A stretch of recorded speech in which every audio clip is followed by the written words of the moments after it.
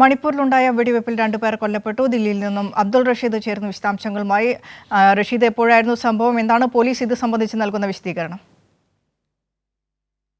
നേരത്തോടെയാണ് ഇത്തരത്തിലൊരു വെടിവെപ്പ് മണിപ്പൂരിലുണ്ടായത്. എന്തായാലും വെടിവെപ്പിനിടെ ബീഹാറിൽ നിന്നുള്ള സ്വദേശികളായിട്ടുള്ള 2 പേരാണ് കൊല്ലപ്പെട്ടിരിക്കുന്നത്. ബീഹാറിലെ ഗോപാൽഗഞ്ച് സ്വദേശികളായ ശരത് കുമാർ ഒപ്പം സുനൽ ലാൽ എന്നീ 2 പേരാണ് കൊല്ലപ്പെട്ടത്. കഴിഞ്ഞ ദിവസം ജോലി കഴിഞ്ഞ് തിരിച്ചു വരുന്നതിനിടെയാണ് ഈ തൊഴിലാളികൾക്ക് വെടിയേറ്റത്. പക്ഷേ ഈ വെടിയേറ്റതിന് പിന്നിൽ ആരാണ് എന്നതിന്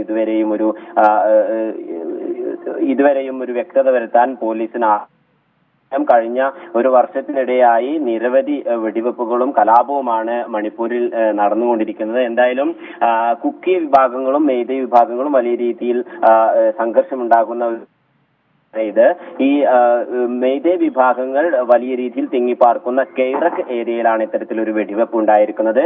എന്തായാലും സംഭവവുമായി ബന്ധപ്പെട്ട് പോലീസ് അന്വേഷണം ആരംഭിച്ചിരിക്കുകയാണ്. ഇതുവരെയും പിന്നിൽ ആരാണെന്ന് വ്യക്തമായിട്ടില്ല. വിനിഷ.